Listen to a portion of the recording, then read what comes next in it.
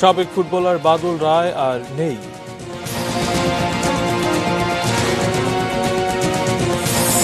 স্বাস্থ্যবিধি মানুন, করোনা ঠেকান প্রধানমন্ত্রী। সুরক্ষিত রাখা এবং অপরকে সুরক্ষিত করা, এই দায়িত্বটা সকলকে পালন করতে হবে।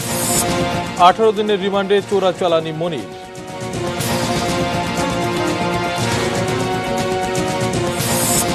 প্রথম ধাপে 25 পৌরসভার তফসিল ঘোষণা, 28 ডিসেম্বর ভোট। এবং খাদ্যশস্য উৎপাদন খরচের চেয়ে সরকারের কেনার রেট কম, হতাশ কৃষক।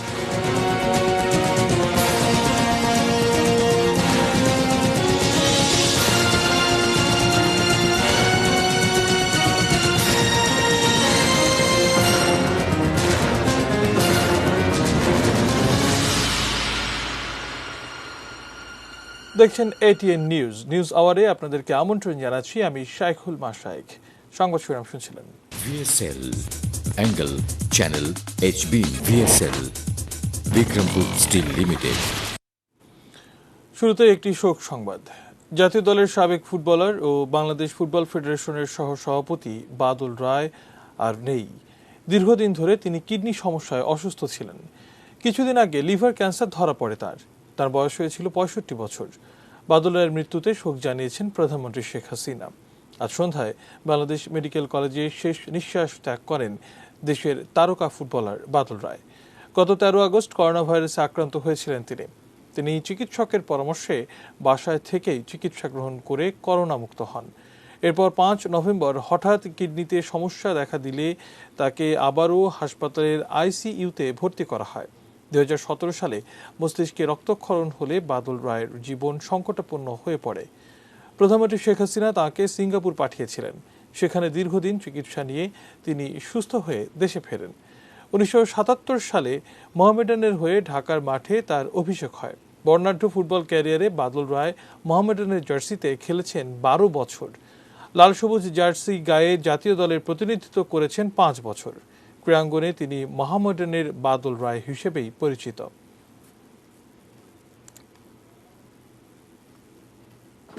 যাচ্ছে অন্যান্য প্রসঙ্গে। মানুষ স্বাস্থ্যবিধি মানলে ঠেকানো যাবে করোনার দ্বিতীয় ধাক্কা। এজন্য সকলকে স্বাস্থ্যবিধি মানার আহ্বান জানালেন প্রধানমন্ত্রী শেখ হাসিনা। গণভবন থেকে ভিডিও কনফারেন্সের মাধ্যমে বেশ কয়েকটি উন্নয়ন প্রকল্পের উদ্বোধনী অনুষ্ঠানে তিনি একথা বলেন। এ সময় তিনি বলেন, আওয়ামী লীগ ক্ষমতায় আছে বলেই করোনার মধ্যেও উন্নয়ন অব্যাহত আছে। মধুমতি নদীর উপর নির্মিত হয়েছে 600 মিটার দীর্ঘ শেখ হাসিনা সেতু। করোনার মধ্যেও চলমান রয়েছে দেশের বিভিন্ন উন্নয়ন প্রকল্প। প্রধানমন্ত্রী নিয়মিত ভিডিও কনফারেন্সে সেসব প্রকল্পের খোঁজ খবর যেমন রাখেন, তেমনি কোনো প্রকল্প শেষ হলে তার উদ্বোধনও করেন গণভবন থেকে ভিডিও কনফারেন্সে। রোববার যশোর, মাগুরা এবং নারায়ণগঞ্জের 3টি সেতুসহ বেশ কয়েকটি প্রকল্পের উদ্বোধন করেন তিনি। শুভ উদ্বোধন আমি ঘোষণা করছি। প্রধানমন্ত্রী জানান, উন্নত যোগাযোগ ব্যবস্থা আর্থসামাজিক উন্নয়নের জন্য জরুরি। সেজন্য আওয়ামী লীগ সরকার ক্ষমতায় এসেই শক্তিশালী যোগাযোগ নেটওয়ার্ক গড়ে তুলেছে।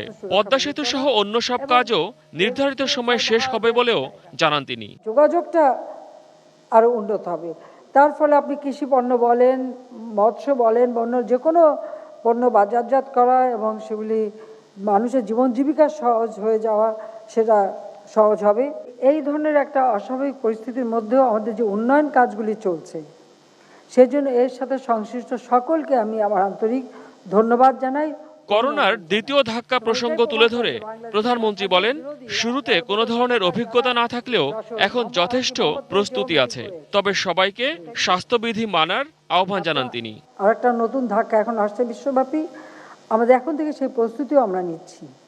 সেক্ষেত্রে আমরা সবাইকে স্বাস্থ্য সুরক্ষা মেনে চলা এবং এর ফলে যেন মানুষের ক্ষতিগ্রস্ত না হয়। কারণ প্রথম দিকে আমাদের অতটা অভিজ্ঞতা ছিল না, এখন অন্তত অভিজ্ঞতা হয়েছে। কাজে নিজেকে সুরক্ষিত রাখা এবং অপরকে সুরক্ষিত করা, এই দায়িত্বটা সকলকে পালন করতে হবে এবং আমরা এটা করতে পারবো বলে আমি দৃঢ়ভাবে বিশ্বাস করি। তাছাড়া যে ভ্যাকসিনটা আবিষ্কার হচ্ছে, সেটা ইতিমধ্যে ক্রয় করবার জন্য আমরা আগাম টাকা পয়সা দিয়ে আমরা কিন্তু সেটা বুক করে রেখে দিয়েছি। আমরা অন্যান্য সব কিছু বাদ দিয়ে আগে মানুষেরকে মানুষকে কীভাবে সুরক্ষিত করবো সেদিকে আমরা বিশেষভাবে দৃষ্টি দিয়েছি। সারা বিশ্ব যখন করোনা ভাইরাস মহামারীতে স্থবির, তখন থেমে নেই বাংলাদেশের উন্নয়ন কাজ। সরকারের ধারাবাহিকতায় তা সম্ভব হচ্ছে বলেও দাবি প্রধানমন্ত্রীর। 2009 যখন আমরা সরকার গঠন করি, তারপর থেকে ধারাবাহিকভাবে সরকারে আছি বলেই আজকে আমরা দেশের মানুষের উন্নতিটা করতে পারছি। আজকে দারিদ্র্য সীমা যেমন আমরা কমিয়ে এনেছি, অর্থনৈতিকভাবে মাথাপিছু আয় আমরা বৃদ্ধি করতে সক্ষম হয়েছি, মানুষের কর্মসংস্থান ব্যবস্থা হচ্ছে, গ্রাম পর্যায় পর্যন্ত মানুষের যে জীবনমান উন্নত করা যায় সেটাও আমরা প্রমাণ করেছি। সেই সাথে মহসিন কবির, এটিএন নিউজ, ঢাকা। দেশের করোনা পরিস্থিতি জানাবো। করোনা ভাইরাসে আক্রান্ত হয়ে গত 24 ঘন্টায় দেশে মারা গেছেন আরও 38 জন। এ নিয়ে মৃত্যুর সংখ্যা দাঁড়িয়েছে 6,388-তে। রোববার স্বাস্থ্য অধিদপ্তরের নিয়মিত সংবাদ বিজ্ঞপ্তিতে এ তথ্য জানানো হয়। স্বাস্থ্য অধিদপ্তর জানিয়েছে 117টি ল্যাবে 13,870 জনের নমুনা পরীক্ষা করে 2,060 জনের করোনা শনাক্ত হয়েছে।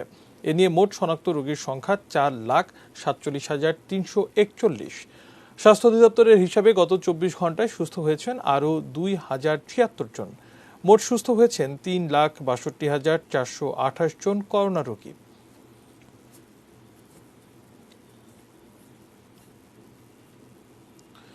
যুক্তরাষ্ট্রের ওষুধ প্রস্তুতকারী প্রতিষ্ঠান মডার্না তার করোনা টিকার সম্ভাব্য দাম জানিয়েছে।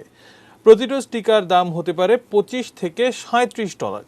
বাংলাদেশি টাকায় যা হবে 2,100 থেকে 3,000 টাকা। প্রতিষ্ঠানটির প্রধান নির্বাহী স্টিফেন ব্যানসেল জানিয়েছেন, ফ্লুর টিকার মতোই প্রায় একই খরচ করোনার টিকায়।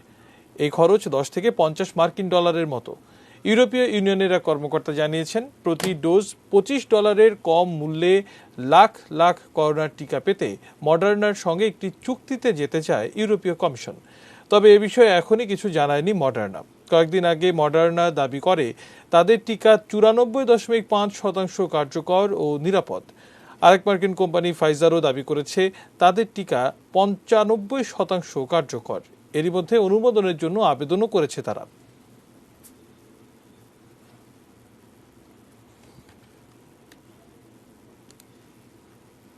আরো খবর জানাবো। র্যাবের অভিযানে গ্রেপ্তার মনির হোসেন ওরফে চোরাচালানি মনিরকে মাদক, অস্ত্র ও বিশেষ ক্ষমতা আইনের মামলায় হেফাজতে নিয়ে জিজ্ঞাসাবাদ করবে পুলিশ। শনিবার গ্রেপ্তারের পর এই ব্যবসায়ীর বিরুদ্ধে বাড্ডা থানায় 3টি মামলা করে র্যাব। রোববার তাকে পাঠানো হয় ঢাকার আদালতে।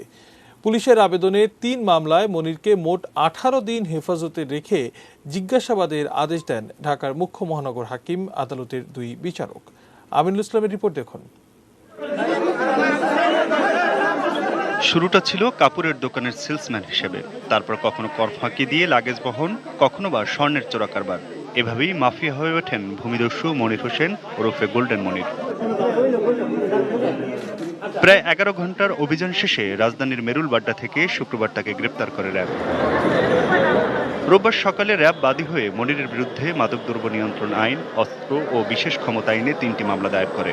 রোববার দুপুর 2টার দিকে তাকে আদালতে এনে প্রতি মামলায় 7 দিন করে মোট 21 দিনের রিমান্ড আবেদন করা হয়।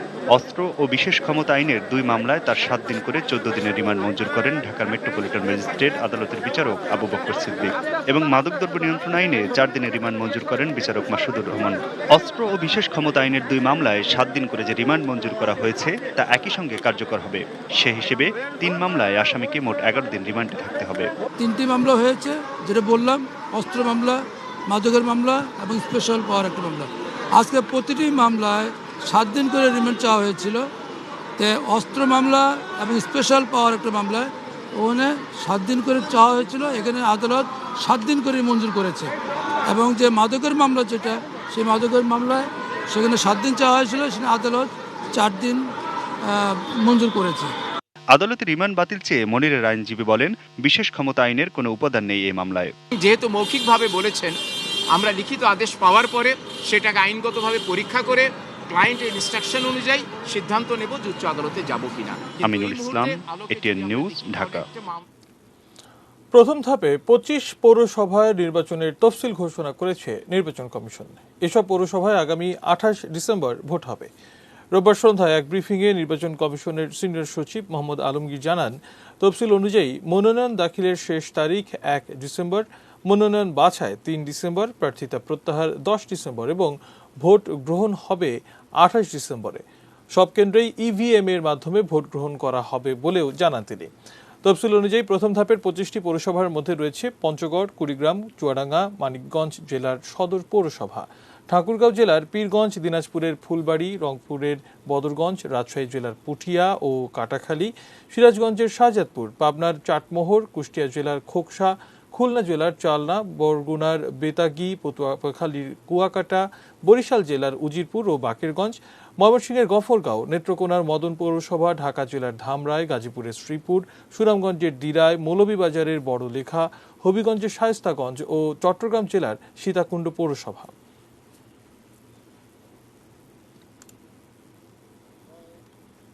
ভোট গ্রহণ চলবে সকাল ৮টা থেকে বিকাল ৪টা পর্যন্ত। প্রত্যেকটি পৌরসভার নির্বাচন ইভিএম এর মাধ্যমে হবে। রোহিঙ্গাদের ভাসানচরে স্থানান্তর প্রক্রিয়া শুরু হচ্ছে ডিসেম্বরে। প্রথম দফায় ২০০ পরিবারের ১,০০০ রোহিঙ্গাকে সেখানে নেওয়া হবে। জাতিসংঘের শরণার্থী বিষয়ক সংস্থা ইউএনএইচসিআর দায়িত্ব না নেওয়া পর্যন্ত তাদের দেখভাল করবে বাংলাদেশ সরকার। আর এতদিন ভাসানচরে থাকা ৩০৬ রোহিঙ্গাকে ফেরত পাঠানো হবে কক্সবাজারে। ভাসানচর ঘুরে তাজুল ইসলাম বাবুর ক্যামেরায় আশিকুর রহমান অপুর রিপোর্টের প্রথম পর্ব আজ। প্রস্তুত ভাসানচর, লালচালার এরকম বাসাগুলোর ভেতরে প্রস্তুত ২৩,০০০-এরও বেশি ঘর। এছাড়া বহুতল ভবন আছে ১২৩টি। মোট ১ লাখ রোহিঙ্গা জায়গা পাবে ভাসানচরের এই আশ্রয়ন প্রকল্পে।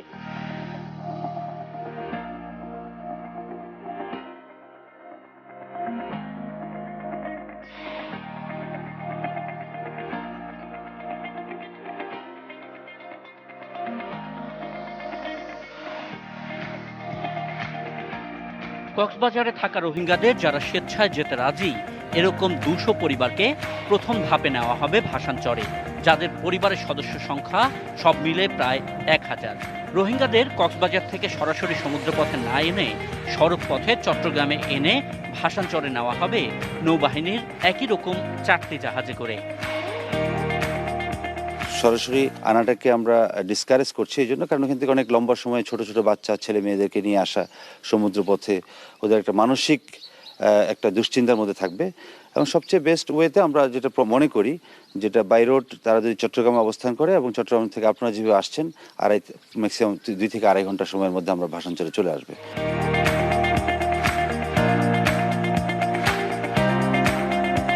ভাসানচরে পৌঁছানোর পর রোহিঙ্গাদের দেখভালের পুরো দায়িত্ব নেবে শরণার্থী ত্রাণ ও প্রত্যাবাসন কমিশনারের কার্যালয়। RRRC যে মেকানিজমটা আছে তাদের একটা অংশ ওখানে চলে যাবে। তারপরে আমাদের দেশি বিদেশি এনজিও অনেকে আছে, তারাও সাম্প্রতিক সময়ে আগ্রহ প্রকাশ করেছে যে তারা হয়তো বেশ কিছু সময়ের জন্য এদের দেখভাল করতে পারবে। প্রথমেই তো আর ১ লক্ষ হবে না, আস্তে আস্তে নাম্বারটা বাড়বে। সুতরাং প্রথম কিছু দিন বা কিছু মাস অবশ্য আমরা নিজেরাই করতে পারবো। এদিকে অবৈধভাবে সমুদ্র পাড়ি দিতে গিয়ে ধরা পড়া যে ৩০৬ রোহিঙ্গাকে এতদিন ভাসানচরে রাখা হয়েছিল, তারা ফিরতে চান কক্সবাজারে স্বজনদের কাছে। এজন্য প্রথম ধাপে ১,০০০ রোহিঙ্গা পৌঁছানোর পরপরই ভাসানচরে থাকা আগের ৩০৬ জনকে ফেরত পাঠানো হচ্ছে কক্সবাজারে। সমুদ্র থেকে তাদেরকে আমরা জরুরি ভিত্তিতে উদ্ধার করেছি এবং তারা ডিসেম্বরের মধ্যে আশা করছি যে তাদেরকে ফেরত পাঠানো সম্ভব হবে। এই ধরনের একটা পরিকল্পনা চলছে, বা আমরা সিদ্ধান্তের অপেক্ষায় আছি। আশিকুর রহমান অপু, এটি নিউজ, ভাসানচর, নোয়াখালী। দক্ষিণ পশ্চিমের নদী বাঁচানোর স্থানীয় পদ্ধতি জোয়ার ধারার সৃষ্টির মাধ্যমে পলি ব্যবস্থাপনা বা টিআরএম। অথচ কার্যকর এই পদ্ধতিকে পাশ কাটিয়ে নদী খননে গুরুত্ব দেয় পানি উন্নয়ন বোর্ড। সরকারি এবং জন উদ্যোগে এর আগেও নদীর নাব্য ফেরাতে কার্যকর হয়েছে এই টিআরএম। দক্ষিণ পশ্চিম অঞ্চলের নদী ও জীবন নিয়ে ফেরদৌস রহমানের ৬ পর্বের ধারাবাহিকের আজ দেখুন ৫ম পর্ব। ছবি তুলেছেন ইসমাইল হোসেন। জোয়ারের সময় কপোতাক্ষ নদের পানি সংযোগ খাল দিয়ে প্রবেশ করছে পাখিমারা বিলে। কপোতাক্ষ অববাহিকায় প্রায় ২০ লাখ মানুষকে জলাবদ্ধতার হাত থেকে রক্ষা করে আসছে কপোতাক্ষের এই টিআরএম প্রকল্প। নদীতে পলি না পড়ায় বাকি অংশে প্রাকৃতিক খনন কাজ ত্বরান্বিত হয়েছে। দেখেন গোল গাছ এসে গেছে, সমুদ্র সাগরের পাশে যে সমস্ত গাছপালা সেগুলো এখানে এসে গেছে। ওই পারে এবং এই পারে দুই পারে আপনার ধানটা হয়েছে শুধু এই কপোতাক্ষ নদ খনন করার কারণে। উজানে খনন করে গভীরতা বাড়ানো এবং ক্রস ড্যাম দিয়ে জোয়ারের পানি প্রবেশে বাধা দেয়ায় এখন এই জনপদের বিলগুলোতে ফলতে শুরু করেছে সোনালী ফসল। যখনই আপনি টিআরএমটা বন্ধ করে দেবেন তখন দেখবেন যে এই নদীটা কিন্তু আবার ভরে যাবে, আবার সেই পূর্বের অবস্থায় ফিরে যাবে, আবার এইখানে জলাবদ্ধতা তৈরি হবে। শুরুতে জনগণের দ্বারা ভবদহ এলাকার বিল ভায়ানায় টিআরএম চালুর অভিজ্ঞতাকে পানি বিষয়ক আন্তর্জাতিক প্রতিষ্ঠান CEGIS এবং IWM লাভজনক পরিবেশ বান্ধব বলে উল্লেখ করে। পরবর্তীতে এই এলাকায় হরি ও আপার ভদ্রা নদীতে বিল কেদারিয়া ও বিলখুকশিয়ায় টিআরএম প্রকল্প গ্রহণ করে সরকার। এর সুফলও পায় ভবদহের মানুষ। অথচ পরবর্তী প্রকল্পগুলোতে টেকসই ও পরিবেশ বান্ধব টিআরএম প্রকল্প বাদ দিয়ে ব্যয়বহুল ড্রেজিং পদ্ধতিকে বেছে নেয় পানি উন্নয়ন বোর্ড। টিআরএম এর বাস্তব অভিজ্ঞতা এবং সেই অভিজ্ঞতা থেকেই তো সিদ্ধান্তটা এসেছে। তো সেই সিদ্ধান্তের আলোকে টিআরএমটা না করাটাই যৌক্তিক। জেলা প্রশাসকের দপ্তর থেকে যখন তাকে ক্ষতিপূরণ দেওয়া হয় কাউকে, অধিকাংশই জায়গা জমির কাগজপত্র ঠিক থাকে না, তখন কি হয়? তখন তো তারা টাকা পাচ্ছে না, তখন সে নেগেটিভই করতেছে। পানি উন্নয়ন বোর্ডের এই সিদ্ধান্তে ক্ষুব্ধ নদী অববাহিকার মানুষ। টিআরএম অপেক্ষাকৃত সাস্টেনেবল একটি প্রকল্প, সুতরাং এখানে টিআরএমটি সংযুক্ত করা এটি একান্ত জরুরি বলে আমরা এলাকার ভুক্তভোগী হিসেবে মনে করি। এলাকাবাসী বলছেন, এভাবে পরবর্তী প্রকল্পগুলোতে যদি টিআরএমকে অন্তর্ভুক্ত করা যায় তাহলে প্রাকৃতিকভাবে নদী আপনিই খনন হয়ে যাবে। সেটি যেমন সরকারের অর্থ বাঁচাবে, সেই সাথে ফিরিয়ে নিয়ে আসবে এই এলাকার পরিবেশ প্রতিবেশ। সাতক্ষীরার কপোতাক্ষ নদের পাড় থেকে ফেরদৌস রহমান, এটিএন নিউজ। উৎপাদন খরচের চেয়েও কম দামে ধান চাল কিনছে সরকার। বিশ্লেষকরা বলছেন এতে ক্ষতিগ্রস্ত হবেন কৃষকরা। পাশাপাশি সংশয় ধান চাল সংগ্রহের লক্ষ্যমাত্রা পূরণ নিয়েও। অবশ্য সরকার বলছে লক্ষ্যমাত্রা পূরণ না হলে চাল আমদানি করা হবে। আরো জানাচ্ছেন গোলাম কাদের রূপ। বলতে গেলে এবার মৌসুমের শুরুতেই 7 নভেম্বর থেকে ধান আর 15ই নভেম্বর থেকে চাল কেনার সিদ্ধান্ত নিয়েছে সরকার। কিন্তু প্রশ্ন উঠেছে ধান চালের দাম নিয়ে। যেমন সরকার ধান কিনবে 2 লাখ টন 26 টাকা কেজি দরে, অথচ সরকারের কৃষি মন্ত্রণালয়ের হিসাব বলছে 1 কেজি ধানের উৎপাদন খরচ পড়েছে 27 টাকা 22 পয়সা। একই বাস্তবতা চালের ক্ষেত্রেও। সরকার কিনতে চায় 6 লাখ মেট্রিক টন চাল 37 টাকা কেজি দরে, অথচ 1 কেজি চালের উৎপাদন খরচ পড়েছে 40 টাকা 36 পয়সা, অর্থাৎ প্রায় 41 টাকা। বিশ্লেষকরা বলছেন এতে করে লোকসান হবে কৃষকের, লক্ষ্যমাত্রা পূরণ হবে না ধান চাল কেনারও। এখানে কৃষকের স্ট্রেট 1 টাকা বা তার বেশি ক্ষতিগ্রস্ত হচ্ছে পার কেজিতে। মাত্র 2 লক্ষ টন ধান কেনায় মূল উৎপাদনের একটা অতি সামান্য অংশ। কাজেই তাদেরকে এই চালকল মালিক বা চালকল ব্যবসায়ীদের সিন্ডিকেশনের দ্বারা ক্ষতিগ্রস্ত হবে তারা। তবে সরকার চিন্তিত নয়, বিকল্প হিসাবে আমদানি করবে চাল। ধান কেনার 2টা লক্ষ্য। একটা হলো এটাকে প্রণোদনা হিসাবে দেওয়া, যাতে চাষিরা ভালো দাম পায়। দ্বিতীয়টা হলো যে আমাদের সময় এই কোনো যদি দুর্গতি হয়, কোনো আপৎকালীন সময় আসে, কোনো প্রাকৃতিক দুর্যোগের কারণে, বা এই বছর যেমন এই যে আমনের উৎপাদন কিছুটা কম হবে বলে মনে হচ্ছে, এই প্রেক্ষিতে আমাদেরকে বিদেশ থেকে আমদানি করতে হবে। সরকার যদি প্রয়োজন হয় আমরা দেখব স্বল্প পরিমাণ বা সীমিত পরিমাণ চাল বিদেশ থেকে আমদানি। এটা নীতিগত সিদ্ধান্ত মাননীয় প্রধানমন্ত্রী দিয়েছেন। গেল পুরো মৌসুমেও সময় বাড়িয়েও পূরণ হয়নি ধান চাল সংগ্রহের লক্ষ্যমাত্রা। এদিকে খাদ্য অধিদপ্তরের সবশেষ হিসাব মতে এখন পর্যন্ত সরকারের কাছে মজুত আছে 6 লাখ মেট্রিক টনের কিছু বেশি চাল। গোলাম কাদের প্রভু, এটিএন নিউজ, ঢাকা। এদিকে খাদ্যমন্ত্রী সাধন চন্দ্র মজুমদারও আজ জানিয়েছেন মিলাররা সরকারকে চাল দিতে ব্যর্থ হলে বিদেশ থেকে আমদানি করা হবে। এরই মধ্যে এ লক্ষ্যে দরপত্র আহ্বান করা হয়েছে বলে জানান তিনি।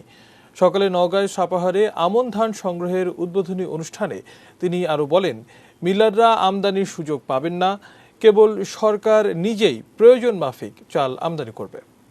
তাদের ব্যবসাকে বাঁচানোর জন্যই তারা কিন্তু ওই চুক্তি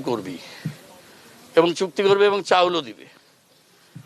তাতে যদি দেখা যায় যে না সেরকম সংগ্রহ হচ্ছে না, তাহলে আমরা বিদেশ থেকে আমাদের সরকারিভাবে যেটুকু প্রয়োজন সেটুকু আমরা বিদেশ থেকে আমদানি করবো। অলরেডি আমদানি প্রক্রিয়া করে আমরা অলরেডি টেন্ডার দেওয়া শুরুও করেছি।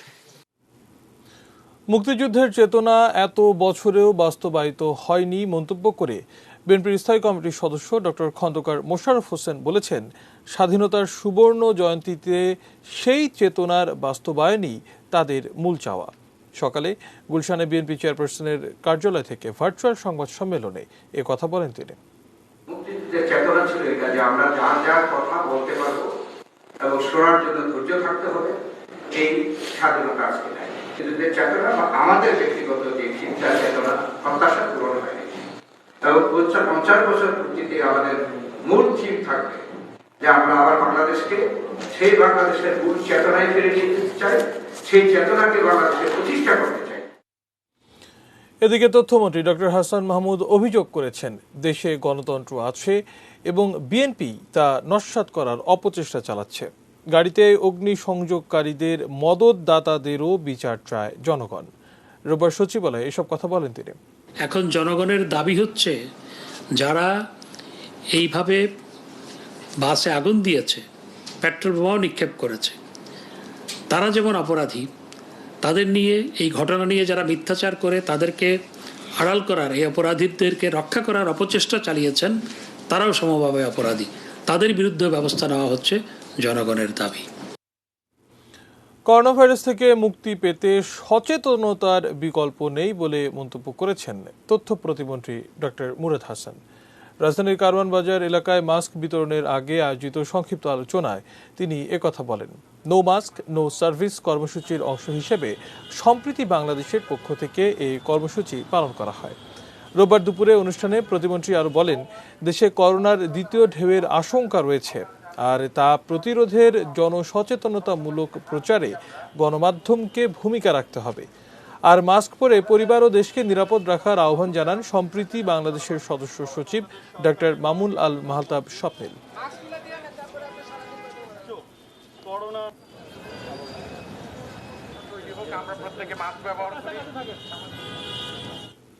সময় হলো বাজিদ স্টিল বিরতি নেবার, এরপর আরো জানিয়ে ফিরব। বনানীর টি&টি কলোনিতে আগুন, 40 ঘর পুড়ে ছাই। এবং বাংলাদেশ ব্যাংকে নতুন 2 ডেপুটি গভর্নর নিয়োগ।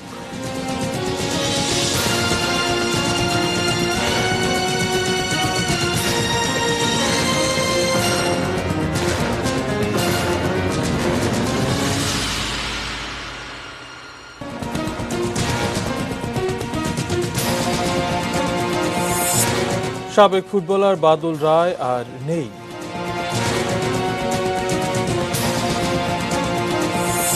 স্বাস্থ্যবিধি মানুন, করোনা ঠেকান প্রধানমন্ত্রী। সুরক্ষিত রাখা এবং অপরকে সুরক্ষিত করা, এই দায়িত্বটা সকলকে পালন করতে হবে। 18 দিনের রিমান্ডে চোরাচালানি মনির।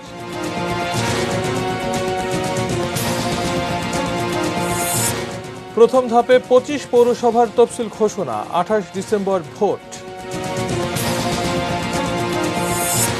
এবং খাদ্যশস্য উৎপাদন খরচের চেয়ে সরকারের কেনার রেট কম, হতাশ কৃষক।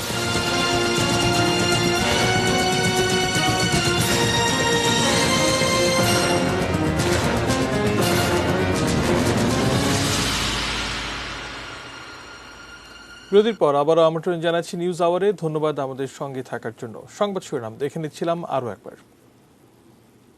আরও কিছু সংবাদ জানাবো। রাজধানীর বনানীর টি&টি কলোনিতে আগুনে পুড়ে গেছে 40টি ঘর। এতে কেউ হতাহত হয়নি। ফায়ার সার্ভিস জানায়, রোববার বেলা 3টার দিকে কলোনির একটি ঘরে প্রথমে ধোঁয়া দেখতে পায় আশেপাশের মানুষ। ঘরটি তালাবদ্ধ থাকায় তাৎক্ষণিকভাবে আগুন নেভানো সম্ভব হয়নি। দ্রুত সে আগুন পাশের ঘরগুলোতে ছড়িয়ে পড়ে। খবর দেওয়া হলে দমকল বাহিনীর 6টি ইউনিট ঘটনাস্থলে গিয়ে আগুন নিয়ন্ত্রণে কাজ শুরু করে। পরে তাদের সাথে যোগ দেয় দমকল বাহিনীর আরও 4টি ইউনিট। 30 মিনিটের চেষ্টায় আগুন নিয়ন্ত্রণে আসে। বৈদ্যুতিক শর্ট সার্কিট থেকে আগুন লেগে থাকতে পারে বলে প্রাথমিকভাবে ধারণা ফায়ার সার্ভিসের।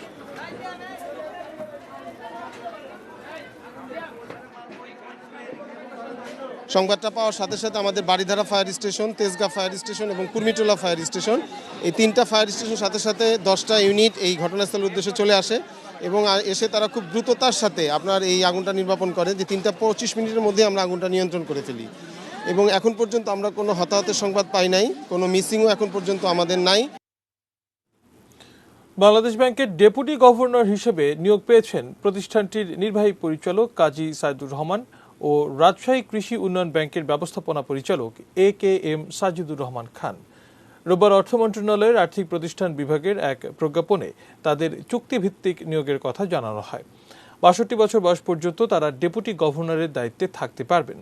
সেই হিসাবে কাজী সাইদুর রহমান ২০২৫ সালের ১ জানুয়ারি এবং AKM সাজিদুর রহমান খান ২০২৪ সালের ১ ফেব্রুয়ারি পর্যন্ত দায়িত্ব পালন করবেন।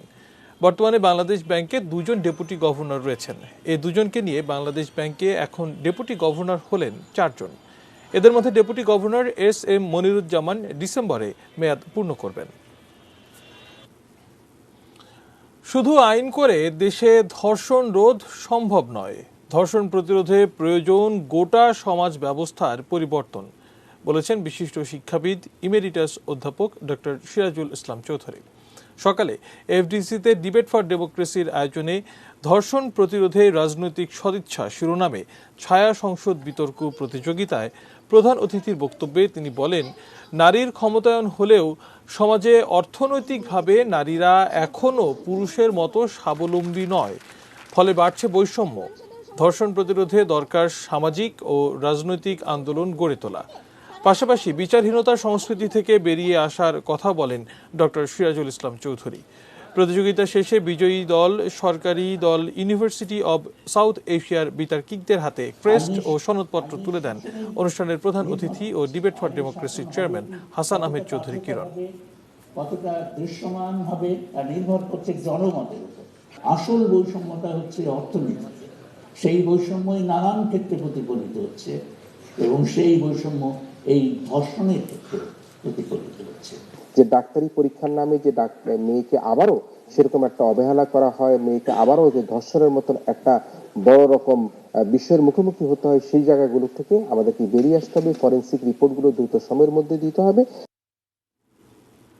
বায়তুল মোকাররম মসজিদ ও তার চত্বরে রাজনৈতিক কার্যক্রম নিষিদ্ধ করার দাবি জানিয়েছে বাংলাদেশ সম্মিলিত ইসলামী জোট। সকালে জাতীয় প্রেস ক্লাবে এক সংবাদ সম্মেলনে এ দাবি জানান জোট নেতারা। বলেন, ভাস্কর্য এবং মূর্তি এক নয়। যেসব স্থাপনা জাতির ঐতিহ্য বহন করে, যেসব স্মৃতিস্তম্ভ সংরক্ষণে কঠোর আইন করতে হবে। এ সময় তারা হেফাজতের বর্তমান নেতৃত্বের সমালোচনা করে বলেন, তারা উগ্র ও পাকিস্তানপন্থী প্রতিক্রিয়াশীল। তারা কওমি মাদ্রাসার বৈষম্যের সমালোচনা করে বলেন, যেসব আলেম ও ইমাম মসজিদের ভেতরে এতিমখানা বানিয়ে ছাত্রদের নিয়ে থাকেন, তাদের অনেকের বিরুদ্ধেই ছাত্রদের সঙ্গে অসৌজন্যমূলক আচরণের অভিযোগ রয়েছে। এ সময় দেশের ধর্ম ব্যবসায়ী ফতোয়াবাজদের বিরুদ্ধে জনগণকে রুখে দাঁড়ানোর আহ্বান জানায় সম্মিলিত ইসলামী জোট। 13 দফা ছিল, সেই 13 দফার 6 নম্বর দফাতে ধর্ষণের অভিযোগকারী ব্লাস্ট এনজিও কর্মীর বিরুদ্ধে বিজিবির দায়ের করা 100 কোটি টাকার মানহানি মামলার তদন্ত প্রতিবেদন জমা দিয়েছে পুলিশ। প্রতিবেদন জমার পর ওই এনজিও কর্মীর বিরুদ্ধে সমন জারি করেছেন বিচারক। দুপুরে কক্সবাজার সিনিয়র জুডিশিয়াল ম্যাজিস্ট্রেট 3 এর বিচারক মোহাম্মদ হেলাল উদ্দিনের আদালতে এই প্রতিবেদন দাখিল করা হয়। অ্যাডভোকেট সাজ্জাদুল করিম বলেন, বিভিন্ন মাধ্যমে অপপ্রচার চালিয়ে ওই এনজিও কর্মী বিজিবির মতো একটি বাহিনীর মানহানি করেছেন। তদন্ত প্রতিবেদনে সেটি উঠে এসেছে। পরবর্তী তার ধার্য তারিখে মামলার শুনানি হবে। গত 8 অক্টোবর টেকনাফ ব্যাটালিয়নের দমদমিয়া চেকপোস্টে ব্লাস্টের এক নারী কর্মীকে তল্লাশি করেন বিজিবি সদস্যরা। এ ঘটনায় বিজিবি সদস্যদের বিরুদ্ধে ধর্ষণের অভিযোগ তোলেন তিনি।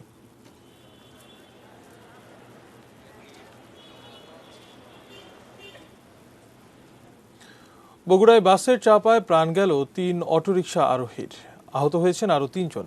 দুপুর 1টার দিকে বগুড়া ঢাকা মহাসড়কের শেরপুর উপজেলার ধনকুন্ডিতে এই দুর্ঘটনা ঘটে।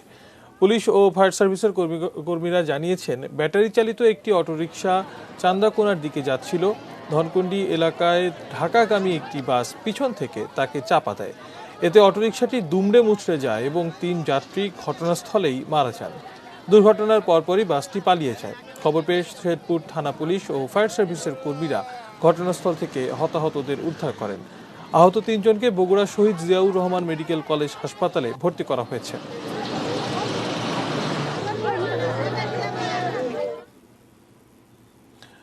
আশুলিয়ায় মোবাইলের জন্য বন্ধুদের হাতে খুন হলো সোহেল রানা নামে এক তরুণ।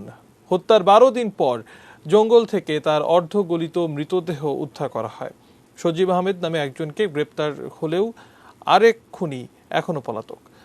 দুপুরে গ্রেপ্তার সজীব আহমেদকে আদালতে পাঠানো হয়। পুলিশ জানায়, গত 10 নভেম্বর সোহেল রানা নিখোঁজের পর থানায় সাধারণ ডায়েরি করে তার পরিবার। তদন্তের এক পর্যায়ে সোহেলের বন্ধু সজীবকে আটক করে পুলিশ। জিজ্ঞাসাবাদে সোহেল রানাকে ডেকে হত্যার কথা স্বীকার করে সজীব। পরে টঙ্গাবাড়ির একটি জঙ্গল থেকে সোহেলের অর্ধগলিত মৃতদেহ উদ্ধার করা হয়। পুলিশ জানায়, মাদক খাওয়া নিয়ে মনোমালিন্য ও মোবাইল হাতিয়ে নেওয়ার জন্য সোহেল রানাকে 10 নভেম্বর রাতেই শ্বাসরোধে হত্যা করে এবং মৃতদেহ জঙ্গলে ফেলে দেয় তার 2 বন্ধু। এই ঘটনায় নিহতের বাবা শফিকুল ইসলাম বাদী হয়ে আশুলিয়া থানায় হত্যা মামলা করেছেন।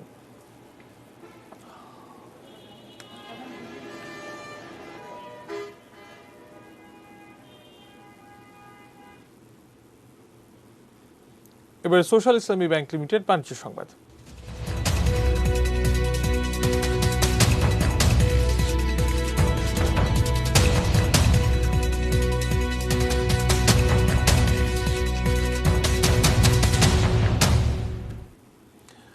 নানা আয়োজনের মধ্য দিয়ে উদযাপিত হলো সোশ্যাল ইসলামী ব্যাংকের 25তম প্রতিষ্ঠাবার্ষিকী। এ উপলক্ষে আয়োজিত অনুষ্ঠানে প্রধান অতিথি হিসেবে কেক কাটেন ব্যাংকের পরিচালনা পর্ষদের chairman professor Mohammad Anwarul Azim Arif. Social ইসলামী ব্যাংকের ব্যবস্থাপনা পরিচালক ও প্রধান নির্বাহী কাজী ওসমান আলীর সভাপতিত্বে অনুষ্ঠানে উপস্থিত ছিলেন উপব্যবস্থাপনা পরিচালক আবু নাসির চৌধুরী, মোহাম্মদ সিরাজুল হক ও মোহাম্মদ শামসুল হক। এছাড়াও ব্যাংকের বিভিন্ন বিভাগের প্রধান ও শাখা ব্যবস্থাপকরা অনুষ্ঠানে অংশ নেন।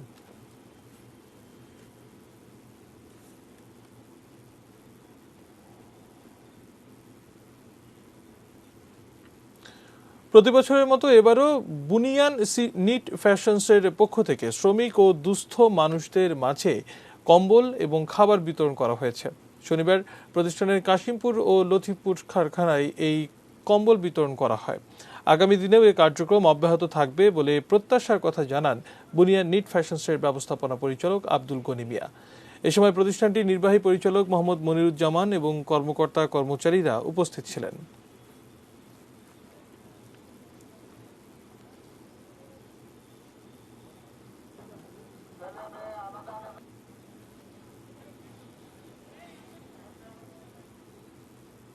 এ পর্যায়ে থাকছে মেটাল প্রেজেন্স কৃষি সংবাদ সুজলা সুফলা।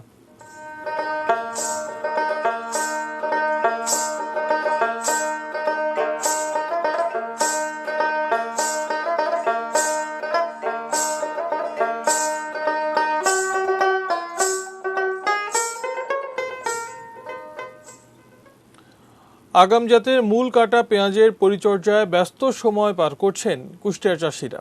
চলতি মৌসুমে কুষ্টিয়ায় 1950 হেক্টরেরও বেশি জমিতে মূল কাটা পেঁয়াজ চাষ হয়েছে। আবহাওয়া ভালো থাকায় এবছর ফলন লক্ষ্যমাত্রা ছাড়িয়ে যাওয়ার সম্ভাবনা রয়েছে। আগাম পেঁয়াজ নিয়ে ব্যস্ত সময় পার করছেন এখন কৃষকরা। বীজের দাম বেশি থাকায় বিঘা প্রতি জমিতে তাদের খরচ পড়েছে প্রায় 35 থেকে 40 হাজার টাকা। তবে কৃষি সম্প্রসারণ অধিদপ্তরের বীজ প্রণোদনা ও পরামর্শ থাকায় ফলন ভালো হয়েছে। তাই বাজার মূল্য ভালো পাওয়া যাবে বলে আশাবাদী কুষ্টিয়ার কৃষকরা।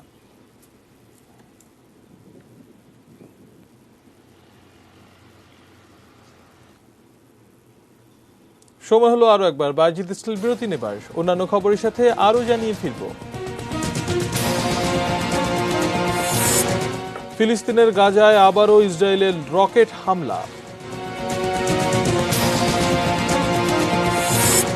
এবং কাতারে বাংলাদেশ ফুটবল দলের প্রথম অনুশীলন, আবারও positive Jamie day.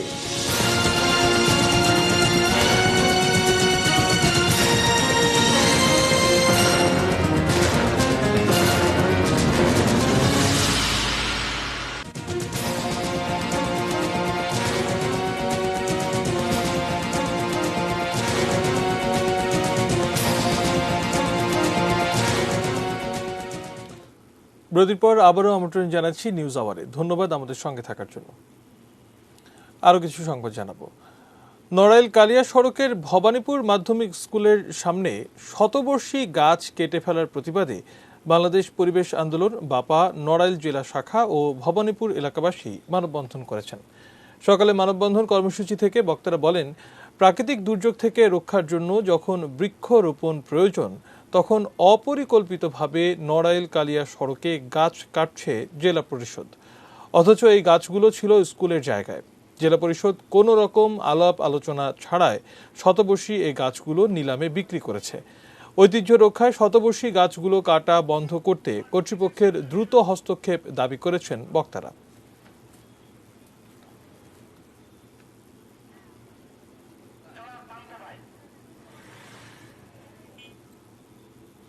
Dinajpur, Rangpur ও মেহেরপুরে সাংবাদিকদের ওপর হামলার প্রতিবাদে মানববন্ধন করেছে দিনাজপুরের সাংবাদিক সমাজ। দিনাজপুর শহরের মডার্ন মোড়ে বেলা 11টা থেকে ঘণ্টাব্যাপী মানববন্ধন কর্মসূচি পালন করে জেলা সাংবাদিক ইউনিয়ন। এতে বক্তব্য রাখেন সাংবাদিক নেতৃবৃন্দ এবং প্রিন্ট ও ইলেকট্রনিক মিডিয়ায় কর্মরত সাংবাদিকরা। রংপুরে ইন্ডিপেন্ডেন্ট টেলিভিশনের ক্যামেরা পার্সন লিমনের উপর পুলিশের হামলা, ডিবিসি নিউজের মেহেরপুর জেলা প্রতিনিধি আবু আক্তার করণের উপর সমাজসেবা অফিসের কর্মকর্তাদের হামলা এবং দিনাজপুরে এটিএন বাংলার প্রতিনিধি হুমায়ুন কবিরকে যুবলীগ নেতা খলিলুল্লাহ আজাদ মিল্টনের হুমকি ধামকির প্রতিবাদ জানিয়ে দৃষ্টান্তমূলক শাস্তির দাবি করেন বক্তারা।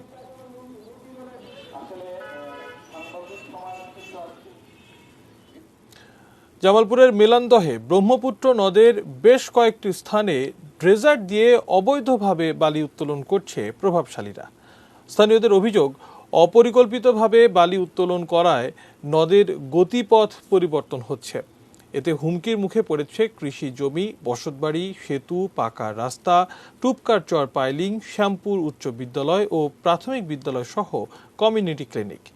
বালি উত্তোলন বন্ধের দাবি প্রশাসনকে জানালেও কোনো পদক্ষেপ নেই বলে অভিযোগ করেন তারা। তবে জেলা প্রশাসক এনামুল হক দাবি করেছেন, ড্রেজার দিয়ে অবৈধভাবে বালি উত্তোলন বন্ধে প্রশাসনের অভিযান অব্যাহত রয়েছে। ড্রেজার দিয়ে মারি কাটতে কাটতে বনটা আবাদের ফসলের জমিন শেষ, এখন আমাদের বাড়িগুলো পর্যন্ত আসে বসে, তারপরেও ড্রেজার বন্ধ করতেছে না। ইউনিয়ন মহোদয়ের কাছে পিটিশন দিচ্ছি, জেলা প্রশাসকের কাছে পিটি দেওয়ার পরে একদিন বন্ধ করে পরের দিন আবার চলা। আমরা প্রতি মাসেই আমরা অনেক অভিযান করছি এবং তাদের বিরুদ্ধে জেল জরিমানা করছি। তারপরও অনেকেই আমাদের ধরাছোঁয়ার বাইরে থেকে যান। আমরা তাদেরকে চিহ্নিত করে আমরা সবাইকে আইনের আওতায় আনব। এবারে দেশে বাইরের খবর জানাবো।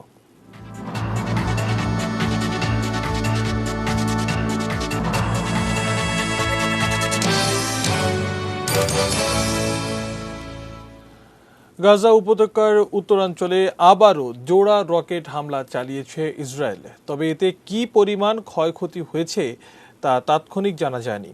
রোববার গাজার বেইত হানুন শহরে ইসলামী প্রতিরোধ আন্দোলন হামাসের একটি পর্যবেক্ষণ টাওয়ারের উপর রকেট হামলা চালায় ইসরায়েল। ইসরায়েলের সামরিক বাহিনী শনিবার এক বিবৃতিতে দাবি করেছে, শনিবার গাজা থেকে রকেট হামলার জবাবে তারা বিমান হামলা চালিয়েছে। বিবৃতিতে আরও বলা হয়েছে, গাজা থেকে রকেট ইসরায়েলের আশকেলান শহরের একটি কারখানায় আঘাত করে। ইসরায়েলের সামরিক বাহিনী বলেছে, রকেট হামলার কারণে কারখানার বেশ ক্ষয়ক্ষতি হয়েছে। এর আগে গত রোববার ইসরায়েলের সামরিক বাহিনী গাজা উপত্যকায় বিমান হামলা চালায়।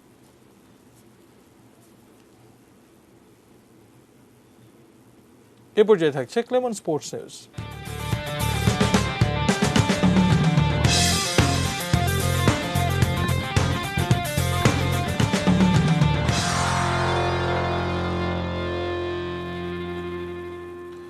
তিন দিনের কোয়ারেন্টাইন শেষে কাতারে প্রথম অনুশীলনে নেমেছে বাংলাদেশ জাতীয় ফুটবল দল। দ্বিতীয় টেস্টেও করোনা পজিটিভ হয়েছেন হেড কোচ জেমিটে। কাতারের বিপক্ষে বিশ্বকাপ বাছাইয়ের ম্যাচ খেলার আগে দুটি প্রীতি ম্যাচ খেলবে বাংলাদেশ। 25 নভেম্বর দোহা আজিজিয়া বাতিক মাঠে বাংলাদেশ প্রথম প্রস্তুতি ম্যাচটি খেলবে আর্মি ফুটবল দলের বিপক্ষে। একই মাঠে আগামী 28 নভেম্বর দ্বিতীয় ম্যাচে জামালদের প্রতিপক্ষ লুসেইল স্পোর্টস ক্লাব।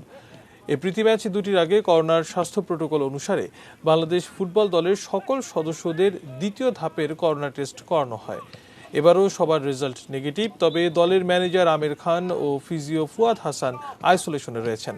কোয়ারেন্টাইন শেষে জামাল, তপু, সুফিলদের নিয়ে প্রথম দিনের অনুশীলনে পুরো 90 মিনিট সময় কাটিয়েছেন সহকারী কোচ স্টুয়ার্ট ওয়াটকেস।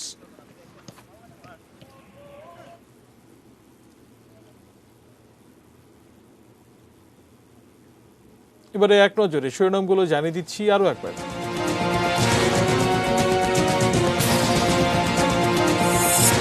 সাবেক ফুটবলার বাদল রায় আর নেই।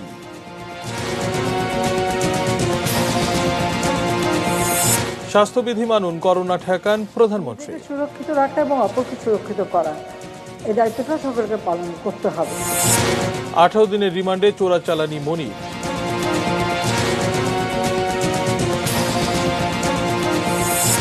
প্রথম ধাপে 25 পৌরসভার তফসিল ঘোষণা, 28 ডিসেম্বর ভোট।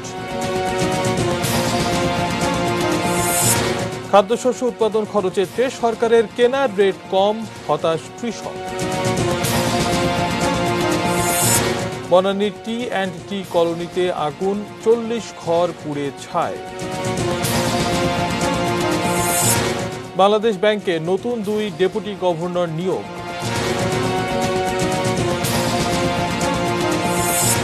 ফিলিস্তিনের গাজায় আবারও ইসরায়েলের রকেট হামলা।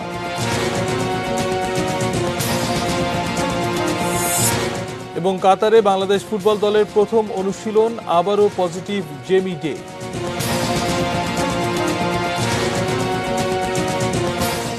এই ছিল নিউজ আওয়ার। সঙ্গে থাকুন, দেখতে থাকুন এটিএন নিউজ।